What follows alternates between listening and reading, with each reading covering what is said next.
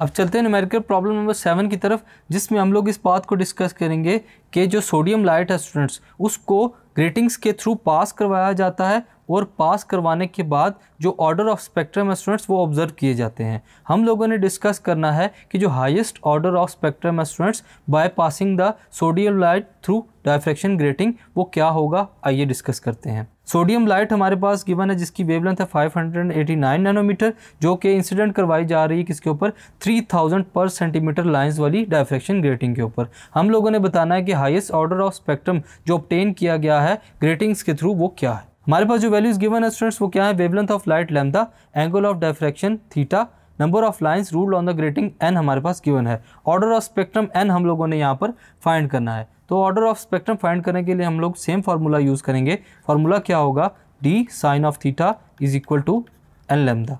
N के लिए हम लोग क्या करेंगे, N is equal to sine of theta multiply by 1 divided by N lambda. N यहाँ पर हमारे पास क्या यूज़ होगा, कैपिटल, ये किसकी जगह है, डी की जगह। फर्दर हम लोग फार्मूले में सिंपल वैल्यूज़ को पुट करेंगे। So n will be equal to sine of 90 degree multiply by 1 divided by 30 multiply by 10⁴ multiply by 589 multiply by 10⁻⁹ so n then will be equal to 1 multiplied by 1 divided by, then the value will be equal to 17,670। इस तमाम value को हम लोग multiply करेंगे 10⁻⁹ के साथ।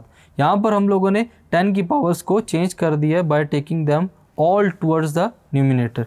सो आगे क्या होगा, n will be equal to 0.000056593 multiplied by 10⁵ this is a huge value, so n then will be equal to 5 after solving the standard form। so students, इस न्यूमेरिकल प्रॉब्लम के अंदर हम लोगों ने ऑर्डर ऑफ स्पेक्ट्रम जो है वो find किया है, जो कि कितना आया हमारे पास 5, जो कि हमारे पास हाईएस्ट ऑर्डर है स्पेक्ट्रम का।